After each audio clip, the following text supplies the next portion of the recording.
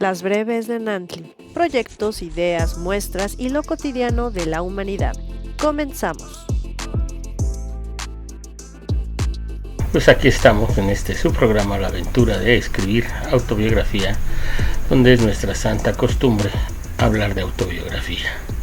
Pues sí, así lo digo, porque pues hoy les voy a traer algunos fragmentos, algunas exposiciones justamente de este segundo Congreso Latinoamericano que realizamos el 21 de agosto, este 21 de agosto pasado, en donde pues como les comenté en el programa pasado, pues hubo varios ponentes, varios escritores, pues que vienen a elevar el género literario autobiográfico como uno de los mejores géneros literarios que tenemos, ¿sí?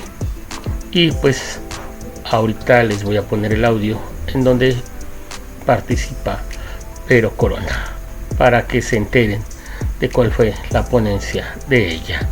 Y regresamos, adelante. Ahora ella nos va a exponer este tema de autobiografía y sororidad. Mis amigas me salvan. Adelante, Vero, gracias por estar aquí, bienvenida. Hola, gracias. Adelante.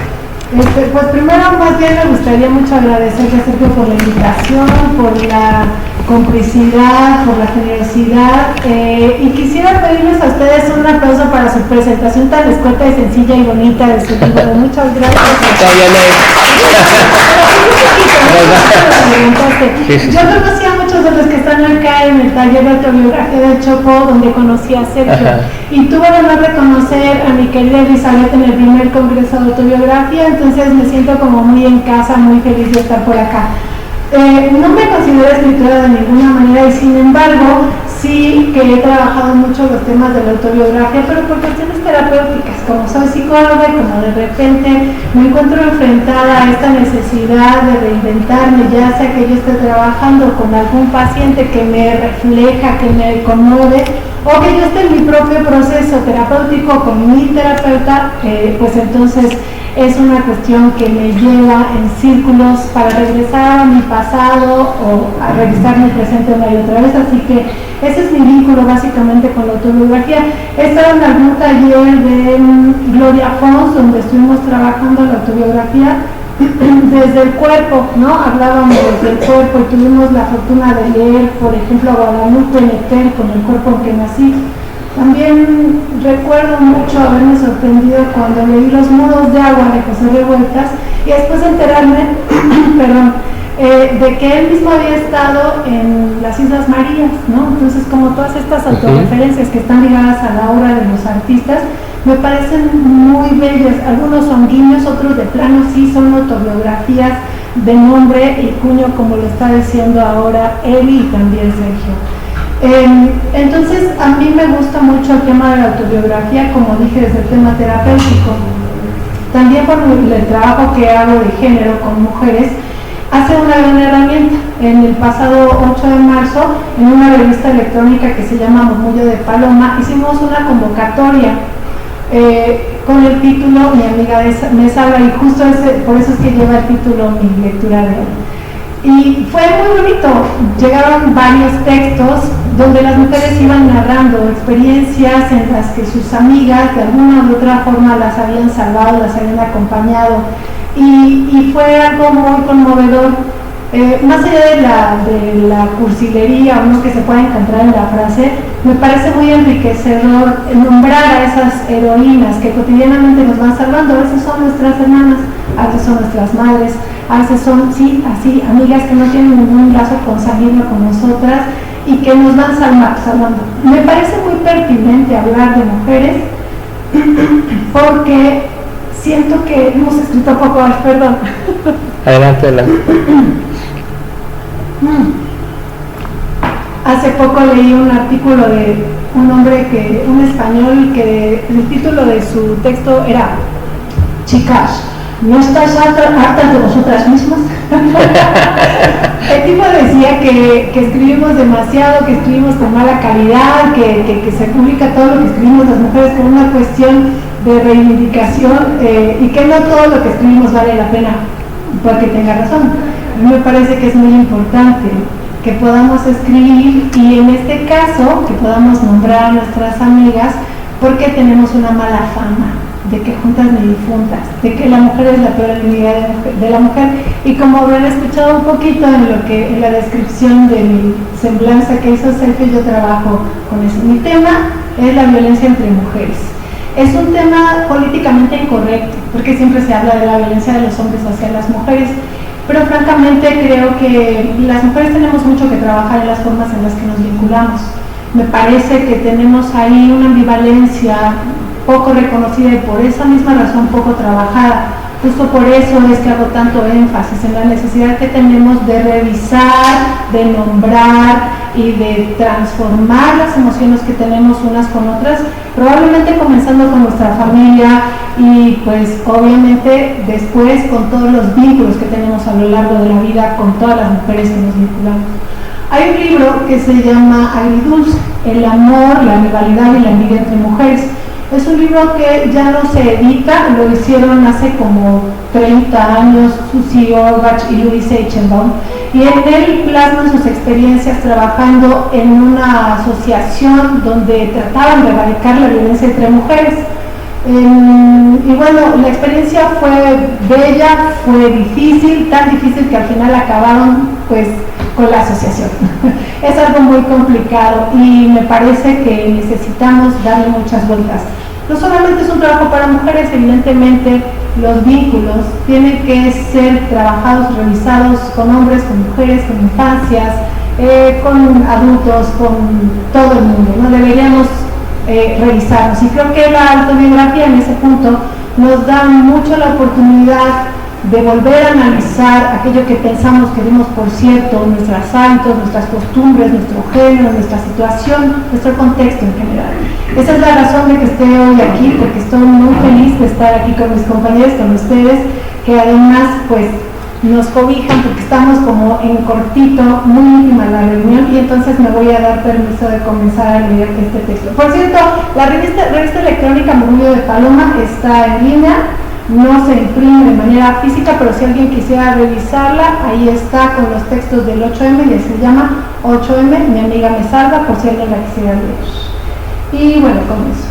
La amistad entre mujeres es un tema recurrente y profundamente ambivalente debido a la construcción sociohistórica que se ha hecho de ella.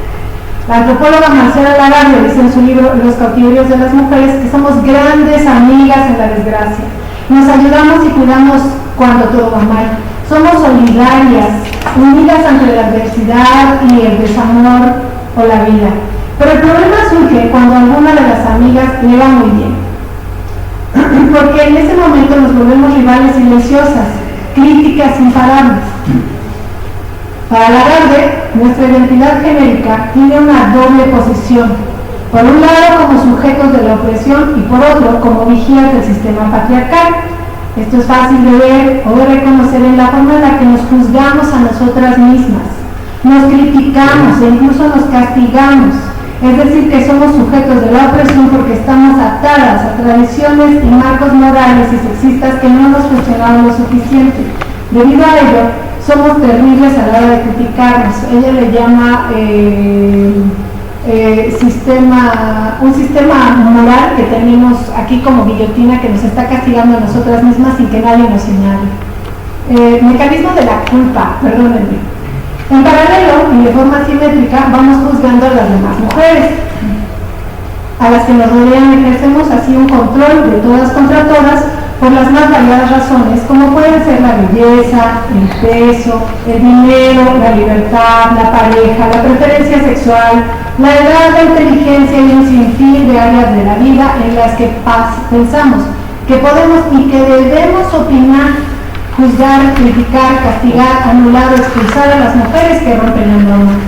Es debido a esta tradición perversa que la doble sujeción de la que habla Marcela Lagarde, es por esta tradición que las mujeres vivimos nuestra amistad contaminada de sentimientos ambivalentes, ya que por un lado entendemos que nos necesitamos, que aprendemos unas de otras y que nadie como otra mujer puede entender nuestros males de amores, nuestros cuerpos y sus ciclos, o ayudarnos en situaciones críticas de salud o carencia, pasarnos recetas y remedios para curar el cuerpo y el alma, y al mismo tiempo y sin que podamos reconocerlo abiertamente, guardamos hacia esas mujeres sentimientos de envidia, celos y enojo.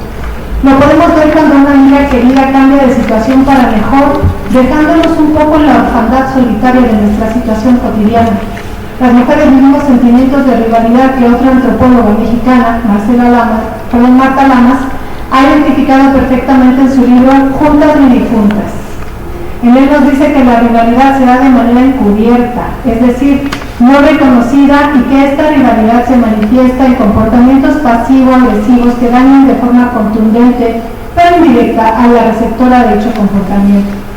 Esta es la tradición de las relaciones entre mujeres que el mundo quiere hacer patente y permanente, pero existen otras maneras de ser mujer, de ser amiga, madre, hermana, pareja, socia y una infinidad de vinculaciones posibles entre mujeres. Francesca Gargallo, muerta recientemente, opina que la amistad entre mujeres es un acto profundamente revolucionario. Y no puedo estar más de acuerdo. En una sociedad patriarcal como la nuestra, el reconocimiento, la validación, la amistad, el apoyo y el cuidado mutuo entre mujeres es una amorosa rebeldía que reivindica los valores asociados a nuestro género, siempre en relación con otros, siempre para otros, pero no entre nosotras. La jerarquía de los afectos nos deja siempre un poco al margen. ¿Cuántas de nosotras no hemos sufrido el abandono de una querida amiga que ya no puede vernos porque tiene pareja? ¿Cuántas veces quedamos con los planes de ir a comer juntas, pero las miles de obligaciones cotidianas nos impiden llegar a la cita con las amigas? Y sin embargo, jamás dejamos las responsabilidades con el trabajo, la familia y el mundo, aunque ello implique abandonarnos a nosotras cotidianamente. A pesar de lo que la tradición machista o misógina dicta, la amistad entre mujeres ha estado presente a lo largo de la historia. Fueron las mujeres las primeras parteras que siguen con su incansable labor hasta nuestros días, trayendo al mundo la humanidad en contra de la mala prensa que se les hace todos los días, pero que juntas persisten. Son las patronas, mujeres incansables y entregadas, que ayudan a los migrantes que viajan por nuestro país a bordo de la Bestia, quienes alimentan, sanan y cuidan a esos viajeros eternos que son los migrantes. Fueron las preciosas del barroco francés las que posibilitaron la difusión de la cultura y las artes en la Europa del siglo XVII. Fueron las sufragistas de todos los países que marcharon codo a codo, hicieron pintas, volanteo, mítines y lo que fuera necesario para conseguir el sufragio universal. Son las feministas de hoy las que han logrado la ley Olimpia, el Me Too y la poca o mucha conciencia de género que la sociedad va adquiriendo cada día, visibilizando la enorme brecha de derechos, salarios y libertad e injusticias que siguen existiendo. Mujeres juntas, marchando, bailando y cantando por su derecho a una vida mejor, que gritan por todas, aún a pesar de que muchas no han logrado ver las bendiciones que hay en la unión femenina. Actualmente se lleva a cabo un gran trabajo genealógico de rescate de mujeres que influyeron en la historia, pero han sido invisibilizadas. Hoy tenemos la maravillosa posibilidad de conocer la obra de mujeres filósofas, atletas, científicas, escritoras, artistas y revolucionarias en todos los rubros que nos han hecho la vida más vivible. En ese sentido es que la autobiografía femenina cobra importancia y se convierte en un eslabón que conecta la experiencia concreta, vivida por cada una en su singularidad, con el contexto histórico que atraviesa y en gran medida define la vida de las mujeres. El ejercicio generoso de los textos de Mi amiga me salva el 8 de marzo son una reivindicación del valor único y potente de la amistad entre mujeres. Es la posibilidad de nombrar lo invisible, de romper el mandato sociocultural de la tan sobada enemistad entre mujeres para crear el revolucionario paradigma de que podemos ser amigas como lo hemos sido siempre, salvarnos y reivindicarnos aún en los espacios más íntimos y cotidianos de la vida, porque la cotidianidad es heroísmo cuando implica que nos salvamos unas a otras. A mí mis amigas me han salvado muchas veces, y siendo ese refugio al que, y sigue siendo ese refugio al que acudo cuando el horizonte se nubla. Espero que ellas me vean así también, como una mujer mujer que acuna, que cuida y que sana los dolores de cuerpo y alma, a veces con remedios, a veces con palabras, pero mucho con un corazón y mucho con los brazos abiertos para recibir a mis amigas.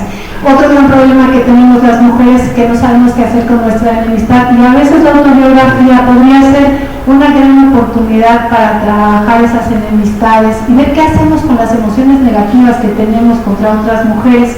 A veces podríamos construir un buen cuento, una gran novela, podríamos plasmarlo y hacer ahí una catarsis, todo lo cruel que quisiéramos que se quedara solamente en las letras. Pero es un gran trabajo que hay que hacer, y me parece que la autobiografía es una herramienta, como lo dije al inicio, que puede ayudarnos en este proceso. Así que siempre voy a ser una agradecida y una devota de esta autobiografía. Género literario. De este género literario, muchas gracias. Porque me ayuda muchas veces, y creo que en los talleres que he estado, todas las mujeres que escribimos, o las personas que escribimos de repente un párrafo autobiográfico, nos reencontramos, redimensionamos las situaciones, las circunstancias, y a veces solucionamos o sanamos heridas del pasado. Pues ya, muchas gracias. Muy bien, pues ya escuchamos esta participación de Verónica Corona aquí en el segundo Congreso de Autobiografía. Bueno, pues continuamos. Recuerden que pues estamos ahora repitiendo esta cuestión del Congreso. El Congreso, pues ya les dije, fue el 21 de agosto. Comenzó a las 11 de la mañana con dos ponentes, como ya les dije, Elizabeth Cruz y Verónica Corona. Y continuó con más escritores que pues les iré detallando. Ya se los detallé yo en el programa anterior. Pero bueno, llegaron más escritores como Jorge Silicio Adame, como Olga Carrera Peralta, como Erlinda Morton Rangel, como Gloria Dupré. Pues yo me di a la tarea de presentar mi libro, y en el cierre magistral pues estuvo Gerardo María Toussaint. Los iré presentando, a lo mejor no todos en este programa, pero van a ir entrando en programas en adelante. Sí, pues para que ustedes sepan, ¿no?, ¿qué fue este asunto de la autobiografía? Pues fue el segundo Congreso Latinoamericano de Autobiografía, que fue una actividad que organizamos a partir de la red de narrativa latinoamericana, pues con el objetivo de fortalecer y fomentar el género autobiográfico. ¿Sí? Esto lo hicimos ya una vez, el 5 y 6 de noviembre del 2016 en el Museo León Trotsky. Y ahora lo quisimos pues traer nuevamente para ustedes. Pues en este caso lo hicimos en la Faro Indios Verdes, que nos dio acogida, a lo cual agradecemos, pues es nuestra casa, ¿sí? Y pues fue para mí un gran éxito. Bueno, pues vámonos ahora con la ponencia de Elizabeth Cruz. Ella nos habló de la autobiografía, exaltación del yo, testimonio o narrativa. Ese fue el título que ella le acomodó, que ella le puso, y sensacional. Bueno, pues en este caso nos vamos con ella, vamos a escucharla, regresamos con la melodía y continuamos con otra ponencia, si es acaso que nos da el tiempo. Pues adelante, Elizabeth Cruz, por favor. Autobiografía, exaltación del yo, testimonio o narrativa. Buenos días, apreciable público asistente, congresistas, escritores, familia por ADN y familia del Faro Indios Verdes, amigues. Es un gusto y un honor ser parte de este segundo Congreso de Autobiografía, que soñamos una tarde de exquisita comida compartida con Sergio Gelista, Vero Corona y su servidora. Demos continuidad, dijimos. Hoy es un día de fiesta y celebración. Estamos aquí y ahora en comunidad en torno a un tema esencial para tiempos convulsos. Justo en este momento, del otro lado del mundo, se vive la guerra y el genocidio en Gaza.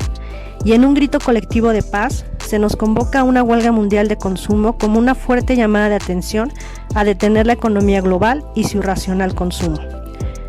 Semana y media atrás, al finalizar una función de danza folclórica, la directora de la compañía nos compartió el fallecimiento de una mujer que marcó un antes y un después en la disciplina de la danza en las preparatorias de la UNAM.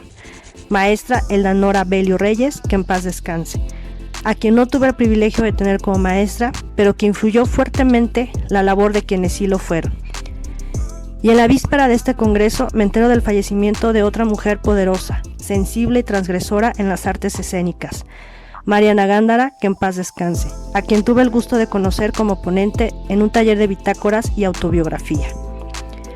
Y así, en medio de una cascada de acontecimientos, cada uno se va entretejiendo y escribiendo su propia historia de vida, voluntaria o involuntariamente. Esa autoescritura de la vida, de nuestra vida, incluye al mundo y su diario acontecer. Nos lo revela y nos ayuda a entender y a situarnos en lo cotidiano. El acontecer diario nos obliga a estar presentes y conscientes sin fatalismo, sino desde la verdad.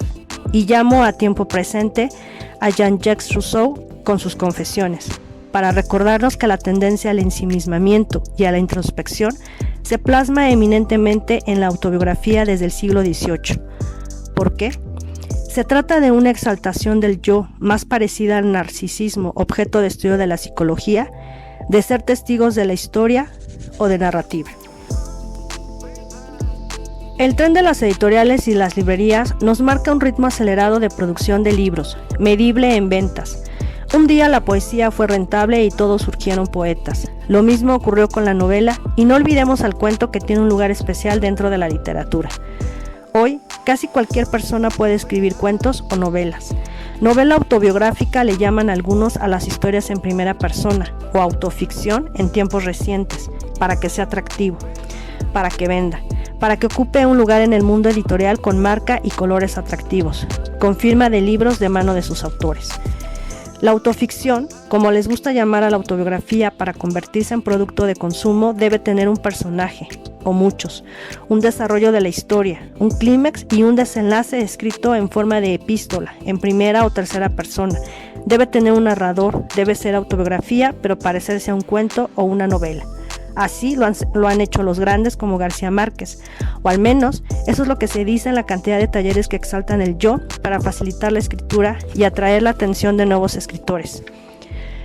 Pero se siguen quedando en la superficie, lo cual me hace recordar un meme sobre Sor Juana Inés de la Cruz.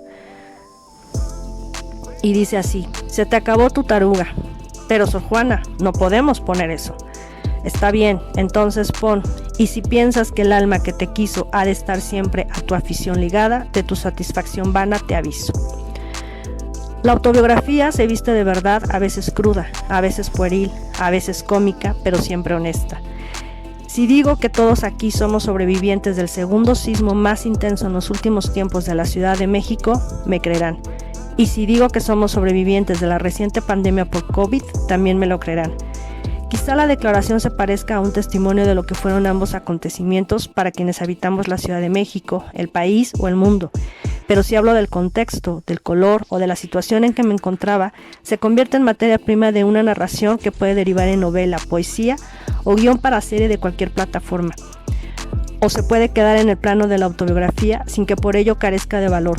Como dice nuestra querida amiga María Molina desde Colombia, se convierte en pertenencia colectiva de la humanidad. Sin reglas, sin reconocimiento, sin reflectores, pero con valientes escritores y promotores de ella como los que estamos hoy aquí reunidos, la autobiografía se escribe para decirles a otros que eso que les pasa tiene nombre y apellido, que tiene solución, que va a pasar.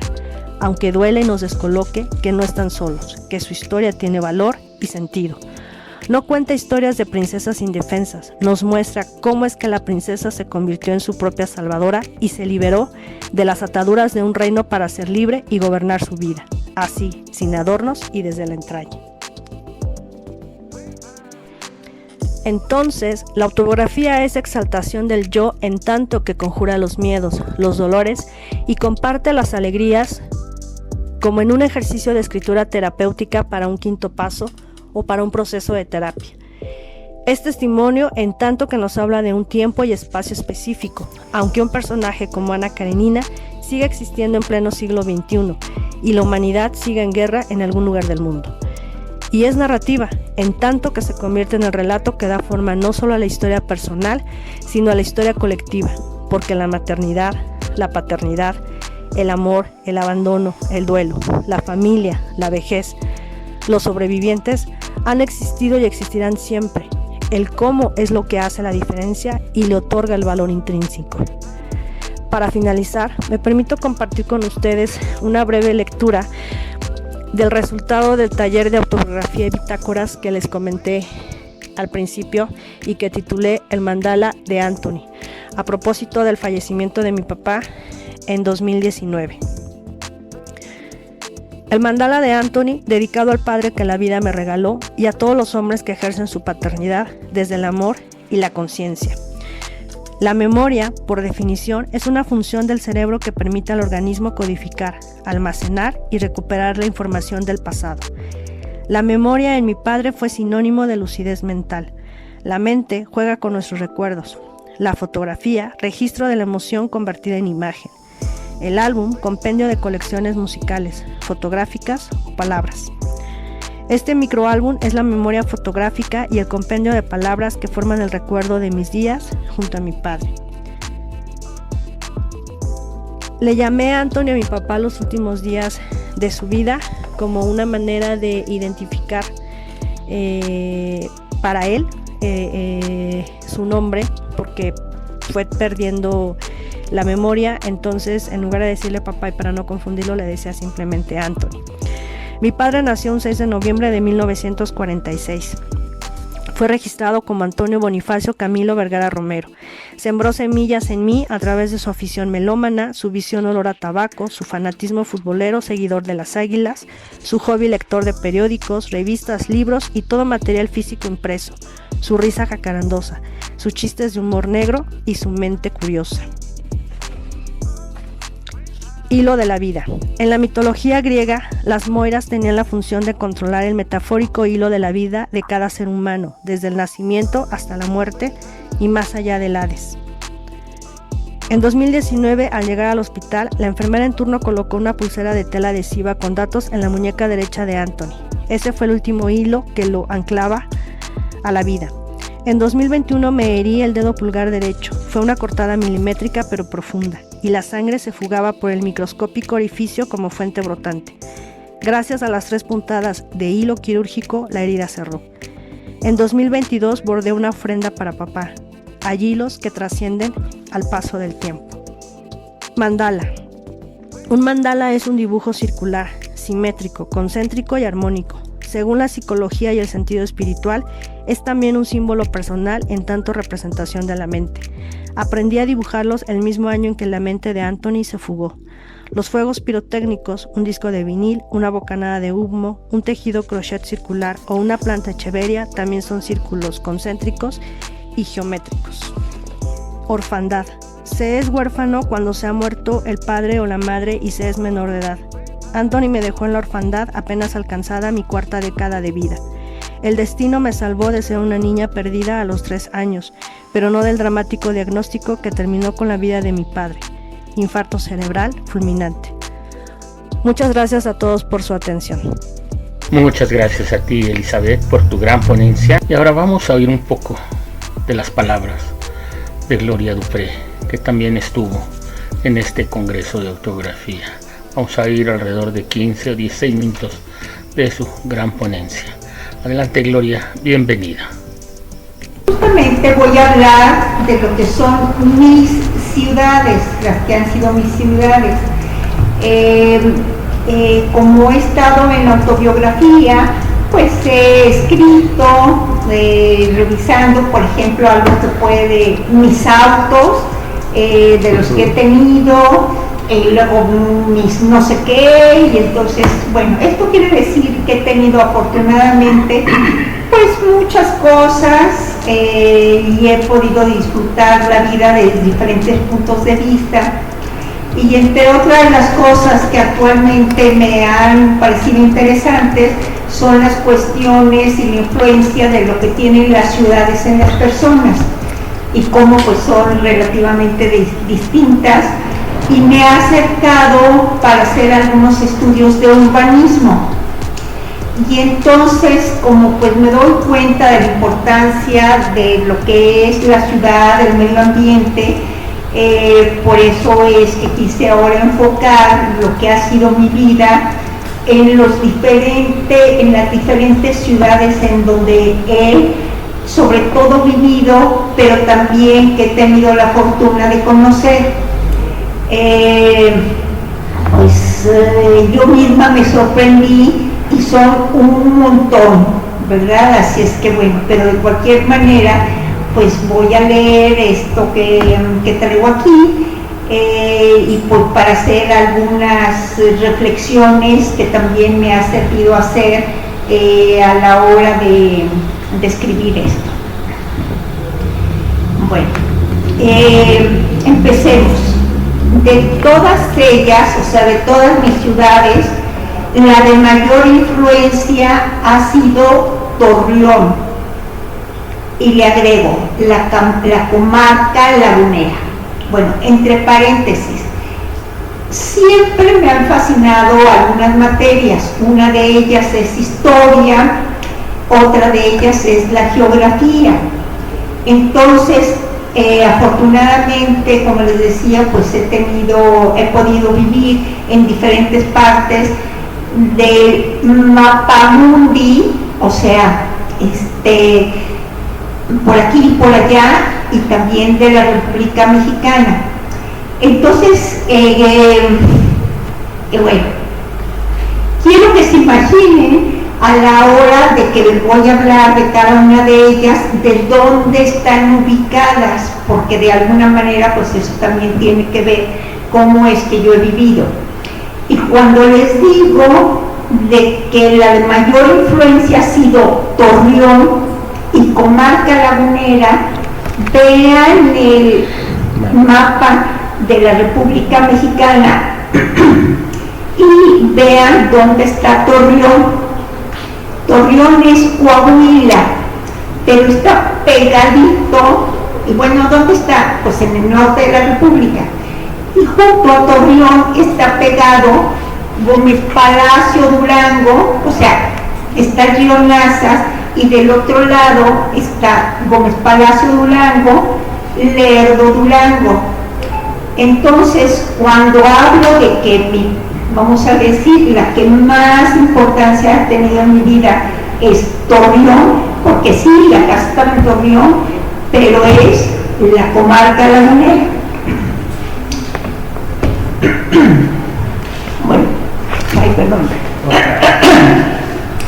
Como psicóloga que soy, recuerdo lo que Freud opinaba, gracias, y que Santiago Ramírez fue la manera en que tituló su libro, que por aquí otra colega pues se ha recordado de que la importancia que le daba Freud precisamente a la infancia, y así Santiago Ramírez, otro psicólogo, tituló su libro Infancia es destino. Y pues lo que yo les voy a platicar es cómo Torreón me marcó mi destino. Tuve una infancia muy feliz y privilegiada.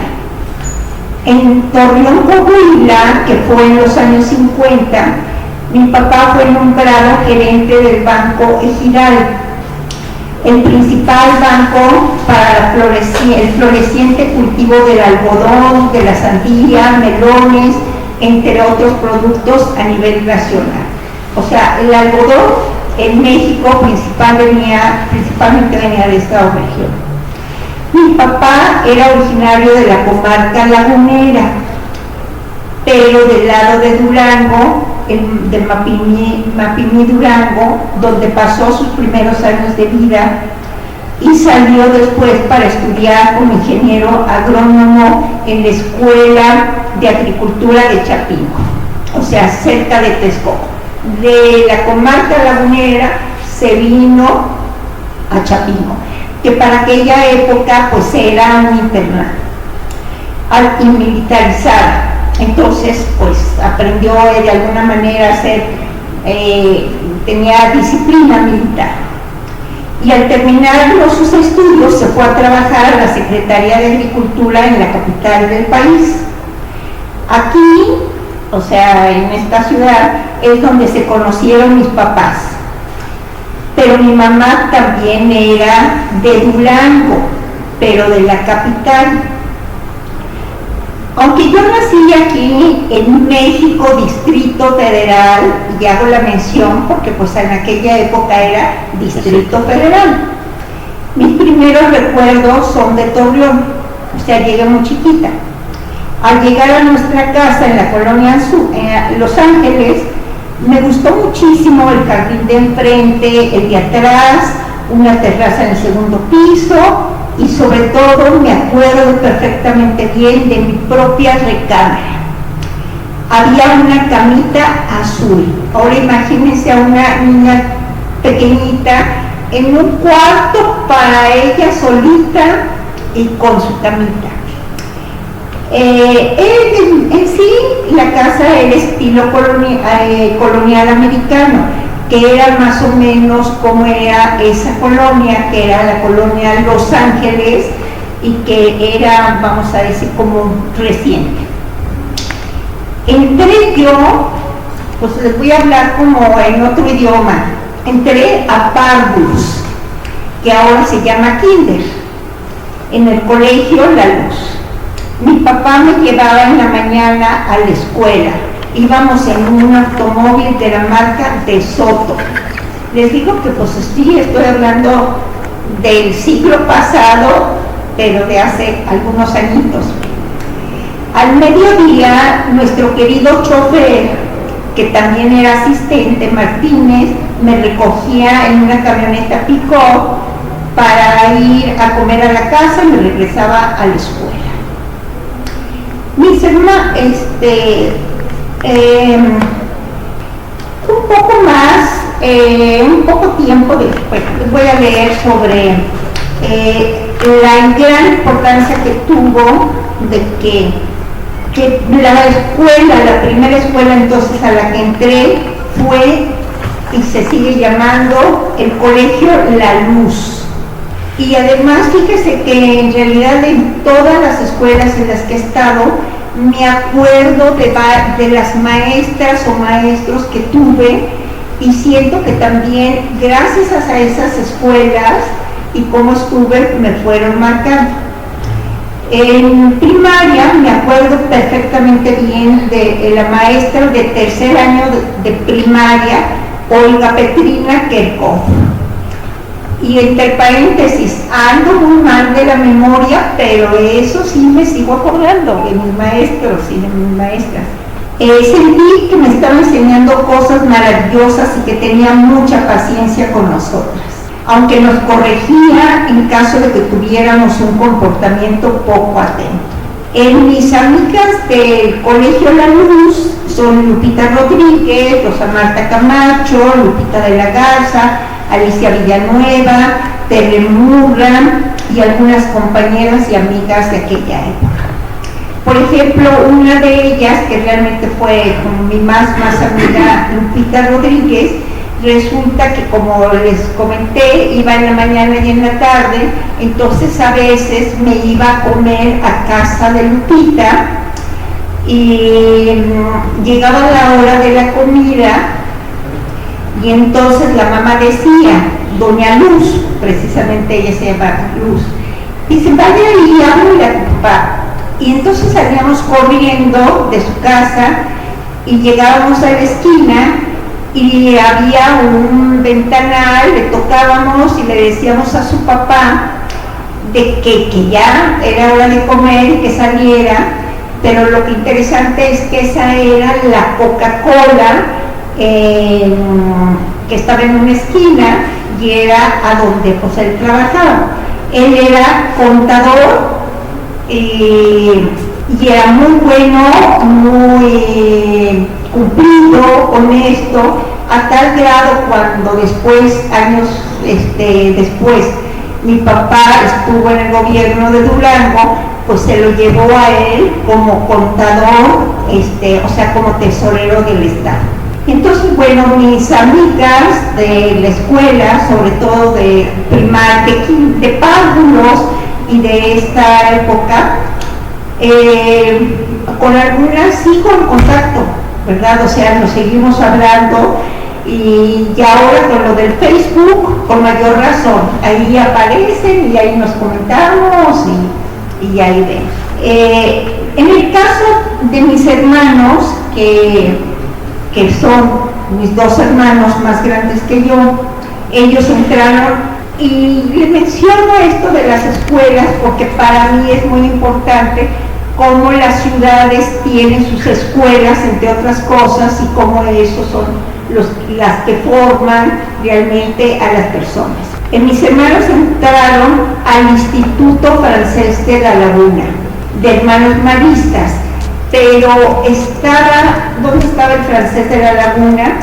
Estaba Torreón y está en ese rumbo, ustedes han de saber que es muy importante, que está el río Nazas, y el río Nazas es el que separa Torreón, y del otro lado es Gómez Palacio y Lerdo, Durango, y toda la comarca lagunera, pero de Durango, como también lo hay de parte de lo de Torreón. Y mis hermanos estudiaban porque había una muy buena escuela del otro lado del puente, que era de los maristas, Instituto Francés de la Laguna, y ahí fue donde mis hermanos estudiaban, y que también los llevaban en la mañana, en la tarde, porque pues así era en aquella época el horario. Y pues el río Nazas sigue siendo importantísimo para la comarca, pues es la manera en que el principal río, y como les decía, pues también para ahí todo lo que es el aspecto agrícola, el algodón, el viñedo, todo eso pues es muy importante. Ahora, como pues sigo caminando, ahora me he vuelto caminadora por los rumbos de donde vivo, cerquita de mí, al otro lado del puente del río Consulado, que antes era el río Consulado, está justamente bajando ese puente, está el río Nazas. Así es que me siento muy feliz que cuando ande caminando por el río Nazas. Entonces, pues yo me siento feliz, ¿verdad? O sea, por ahí. Bueno, eso decía Jorge, que hay que estar feliz. Hay que estar feliz. Sí, o sea, me encanta estar por ahí. Bueno, ahora, un poco después de que llegamos a Torreón, resulta que por ahí atrás de la casa, como era esa colonia nueva, pasaba así como un riachuelo, y entonces resulta que mi mamá oyó voces y dijo, ¿dónde están los muchachos, mis hermanos? Y resulta que vieron así ese riachuelo, pero que estaba muy sucio, que se metieron a nadar y dijeron, oiga, pues ¿qué pasó? Esto no es para nadar. Entonces inmediatamente nos metieron a un club muy padre que es el Club San Isidro, y entonces pues ahí nos pasábamos los fines de semana, y cuando eran vacaciones, desde que abrían hasta que cerraban, nadando, y además era muy padre, ¿verdad? Porque pues éramos muy libres. Y creo que hablando de esto de libertad, yo la verdad es que me siento una persona muy libre, pero pues yo digo, por eso es que digo, pues es que desde niña, pues yo salía, yo hacía lo que quería y estaba feliz, y entonces ahí nos quedábamos en el deportivo, nadando en los pueblos. Muy bien, Gloria, aquí le vamos a parar. Muchas gracias por tus palabras, estas palabras que expresaste en este segundo congreso de autobiografía, justamente para enaltecer este género literario, que la gente lo deje de ver como el patito feo, que sepamos que la autobiografía es uno de los principales géneros autobiográficos, como dice María Molina, ¿sí? Es un patrimonio cultural de la humanidad, y pues preservemos todos estos textos autobiográficos, diarios, memorias, etcétera, ¿sí? Como algo que pertenece a la humanidad y como un género literario primordial de donde los escritores abrevan cotidianamente, ¿sí? Entonces pues esa es nuestra pretensión, hacerles saber que el asunto de la autobiografía es un asunto primordial para todos, aquí y en el mundo. Pues los espero la próxima semana. Voy a seguir extrayendo estos fragmentos de textos autobiográficos de que fueron leídos justamente en este Congreso de Autografía. Por mi parte les agradezco que hayan estado este sábado con nosotros. Nos vemos la próxima semana. Recuerden, aquí por FIB Radio, en nuestra casa, la Faro Indios Verdes, quienes nos dieron acogida para este segundo Congreso de Autografía. Gracias y hasta la próxima. Somos Nantli. Narrar, visibilizar, transformar.